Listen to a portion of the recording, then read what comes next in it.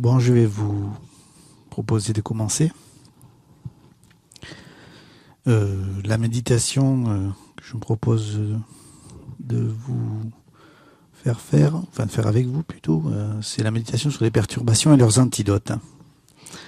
Et elle est issue de la méditation du module de bouddhisme de découverte des fiches qui nous avaient été fournies. Voilà, on va commencer d'abord peut-être par poser un peu l'esprit avec 3 minutes. C'est parti.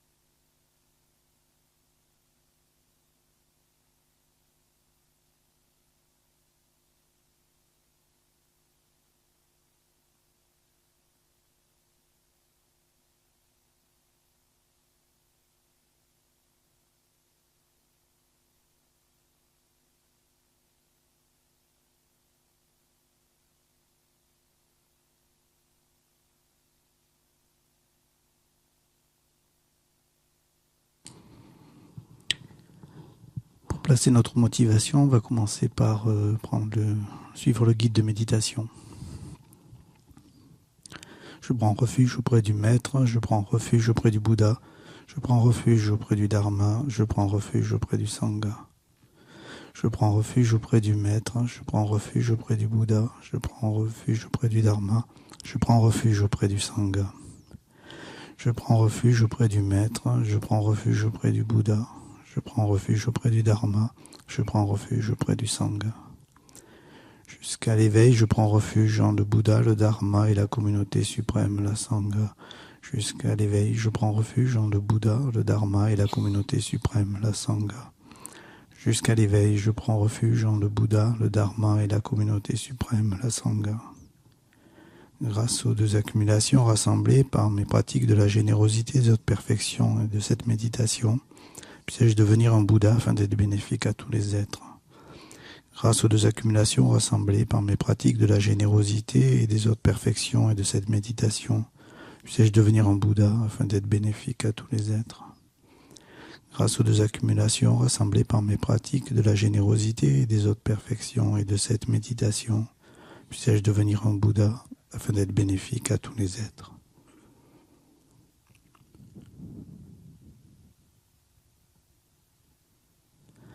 Avec respect, je me prosterne par le corps, la parole et l'esprit. Je présente des myriades de toutes sortes d'offrandes réelles et imaginées. Je confesse toutes les actions négatives accumulées depuis des temps sans commencement. Et je me réjouis des mérites de tous les êtres saints et ordinaires. Ô maîtres et Bouddhas, demeurez, je vous prie, jusqu'à la fin du samsara et tournez la roue du dharma pour les êtres. Mes propres mérites et ceux de tous les autres, je les dédie à l'éveil suprême. Cette terre, ointe d'encens jonchée de fleurs, ornée du mont Mérou, des 4 continents, du soleil et de la lune, je la visualise comme un champ de Bouddha et l'offre. Puissent tous les êtres jouir de cette terre pure.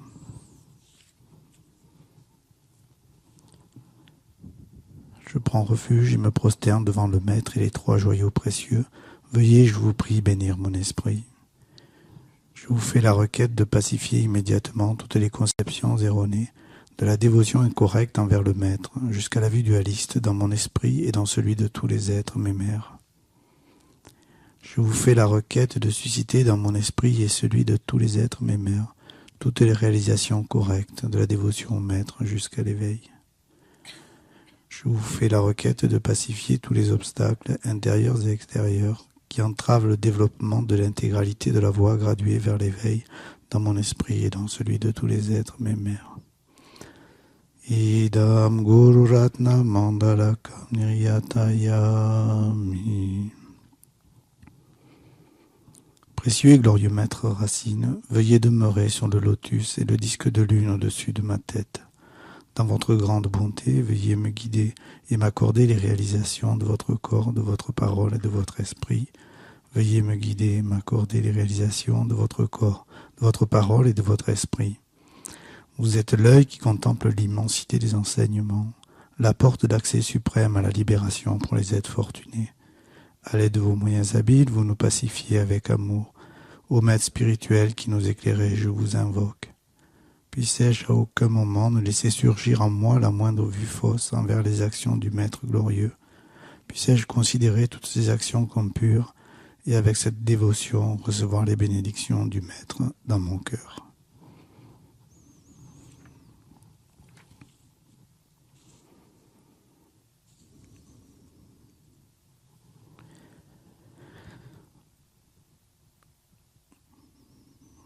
Donc pour introduire cette méditation sur les perturbations, il y avait un petit texte qui était fourni avec, qui va placer la motivation plus précisément. Me voici assis ici, doté d'une précieuse renaissance humaine et de toutes les opportunités pour me libérer à jamais de la souffrance. Non seulement cela, mais si je fais bon usage de cette vie, j'ai la possibilité d'atteindre l'éveil, de devenir une source de bienfaits inestimable pour autrui.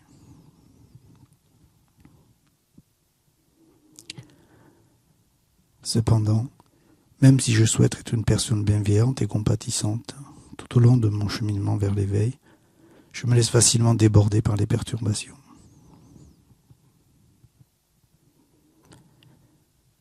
Avant même de m'en rendre compte, au lieu d'aider moi-même et les autres, je leur fais du tort. Parfois, je suis submergé par l'attachement. Une autre fois, je suis incroyablement orgueilleux. Puis la colère m'assaille. Mes vues fausses me maintiennent sous leurs emprises. Mon ignorance m'empêche de voir les choses telles qu'elles sont, conforme à la loi de cause à effet. Je suis paralysé par le doute. Je suis incontrôlable.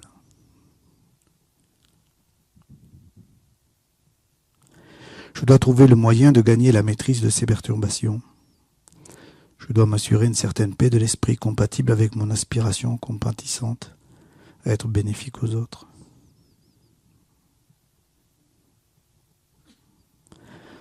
Par conséquent, dans le but d'atteindre l'état de libération et d'éveil aussi rapidement que possible. Je vais à présent faire cette méditation sur les perturbations et leurs antidotes.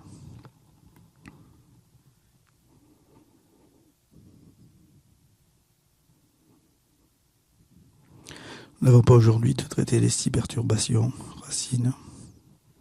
Alors je n'ai choisi une. J'ai choisi celle de l'orgueil.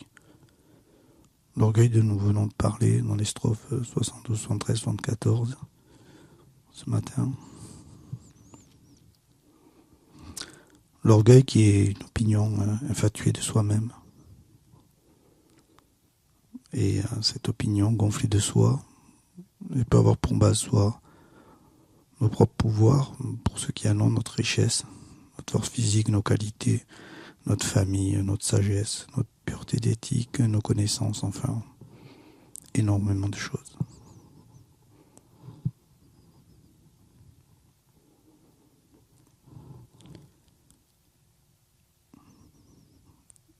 Donc je vais vous proposer de méditer maintenant, passer 2 minutes sur observer comment la façon dont cette perturbation s'exerce dans notre vie.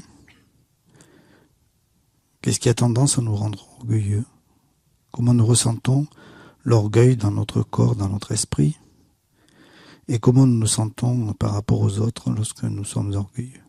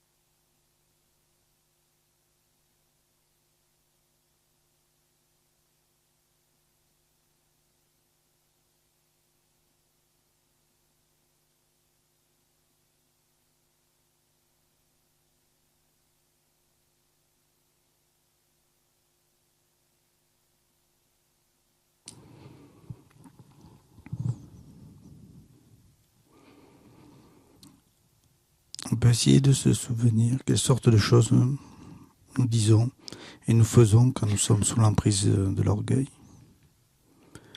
Quel type de souffrance nous avons vécu face à l'orgueil des autres ou engendré pour nous autrui à cause de cet orgueil.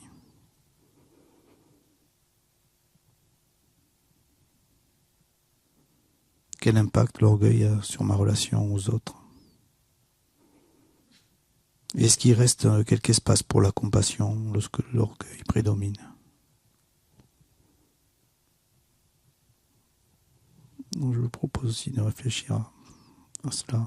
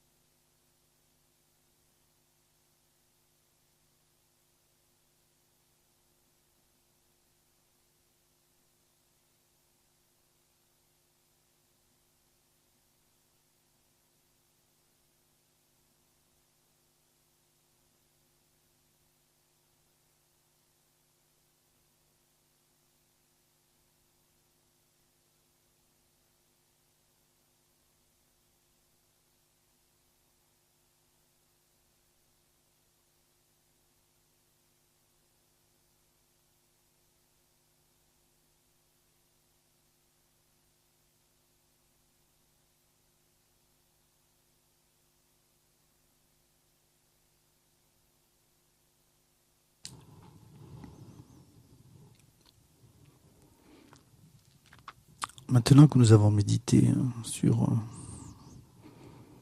la présence de cet orgueil dans notre comportement et l'impact qu'il peut avoir pour les autres et nous-mêmes, on peut se demander quels sont les antidotes à appliquer.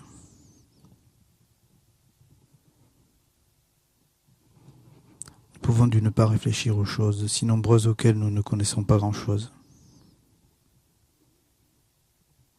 Quelle connaissance avons-nous de notre propre corps, de tout ce qui se passe à l'intérieur, de tout ce qui est autour de nous, sans parler de la profondeur des textes philosophiques qui nous paraissent si difficiles. Que savons-nous sur de nombreux sujets, si nombreux, face à de nombreux érudits?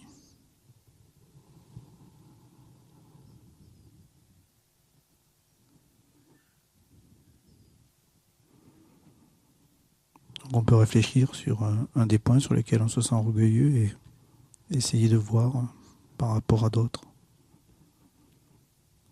si cet orgueil est si justifié.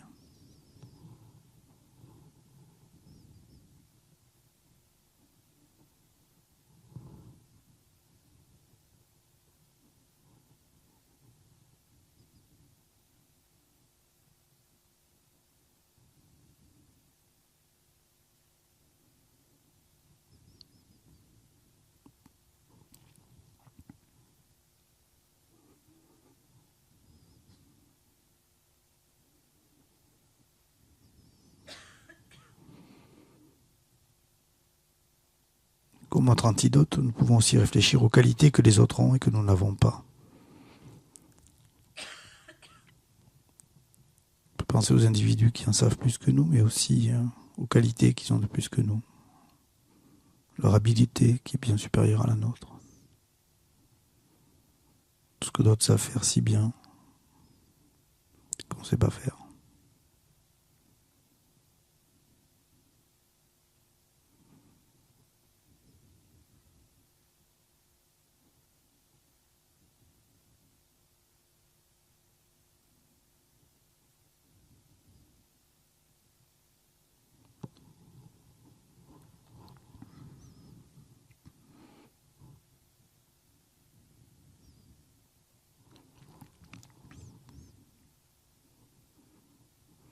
Nous pouvons aussi réfléchir aux défauts de l'orgueil.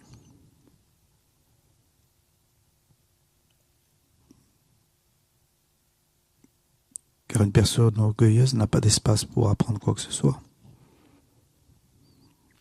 C'est difficile quand on est orgueilleux d'avoir l'humilité d'apprendre, de découvrir des choses qu'on ne sait pas. Souvenons-nous d'autres personnes orgueilleuses aussi, voyons comme les gens orgueilleux sont isolés. Et souvenons-nous aussi de ce que les autres pensent d'eux.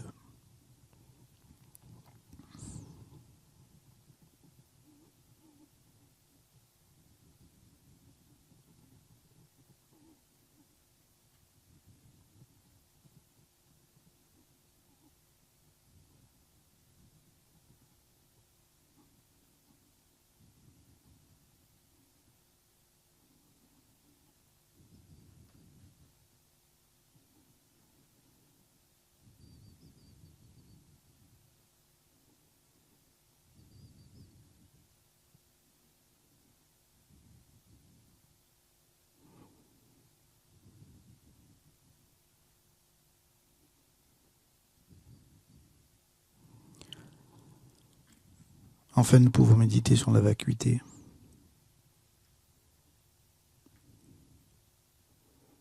On peut se demander pour qui est-ce que je me prends pour être aussi orgueilleux? Où est l'essence de ma beauté, de mon intelligence, de ma richesse? Où est l'essence de mon moi, du jeu qui surgit dans mon esprit?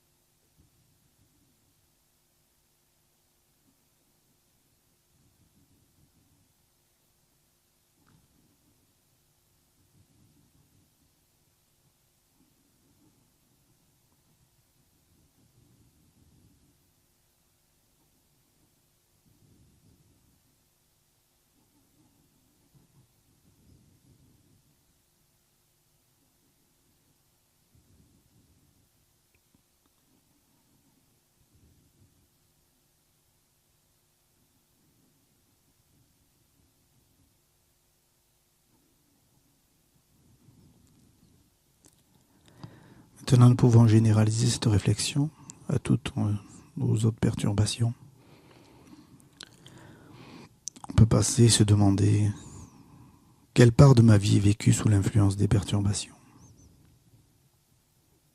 Qu'est-ce que je pense de cela? Suis-je heureux dans cette situation?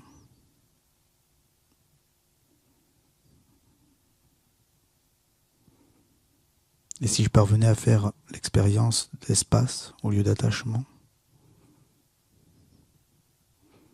de patience au lieu de compassion, et compassion au lieu de la colère,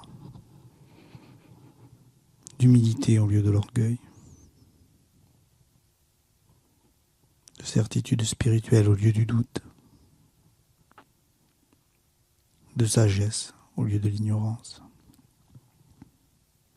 de vue et d'action juste au lieu de vues erronées.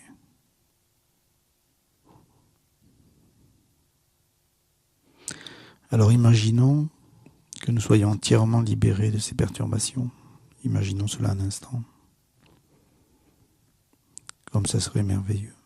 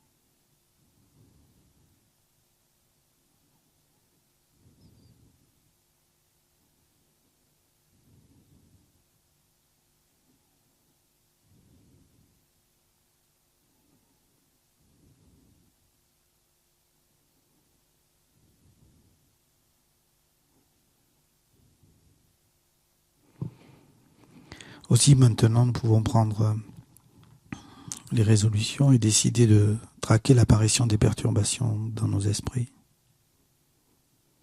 et de devenir habiles à appliquer leurs antidotes. Nous pouvons faire le choix de plus en plus de bonheur et de liberté plutôt que de la souffrance et des perturbations.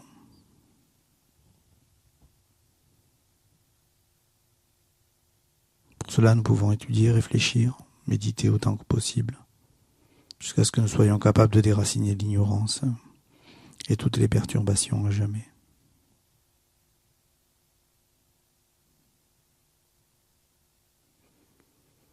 Puis nous pouvons décider d'aider les autres à en faire autant, jusqu'à ce que tous les êtres soient libérés.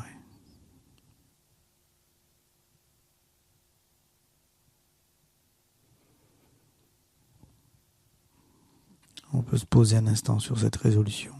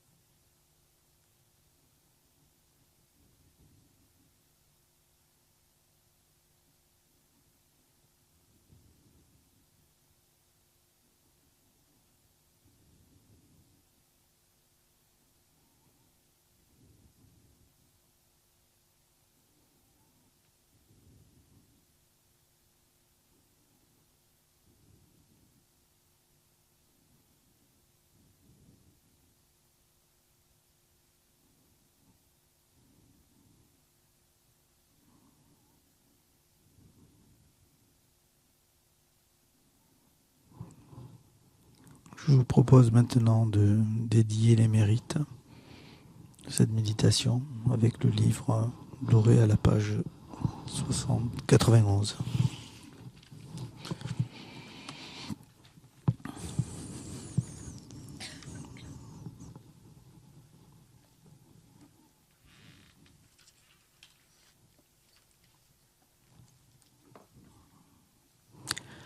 Grâce au mérite accumulé par ces actions vertueuses, puissais-je rapidement atteindre l'état d'un maître Bouddha et conduire tous les êtres vivants sans exception à cet état d'éveil.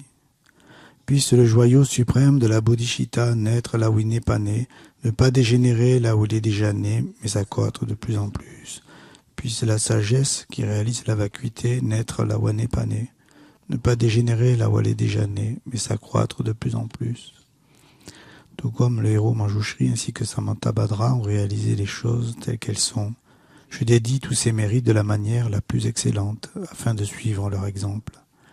Par cette dédicace louée comme parfaite par les victorieux, ceux ainsi allés des trois temps, je dédie toutes ces sources de vertu, afin que je puisse accomplir les œuvres nobles des Bodhisattvas.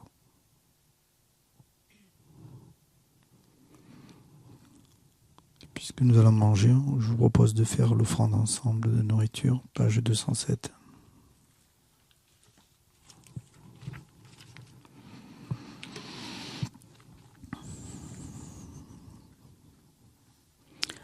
Om Aum, Om Aum.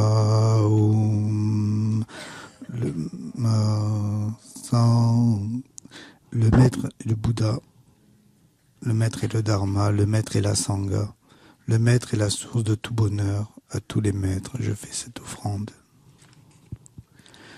Puissions-nous, ainsi que notre entourage, dans toutes les vies à venir, ne jamais être séparés des trois joyaux, faire continuellement des offrandes aux trois joyaux et recevoir l'inspiration des trois joyaux.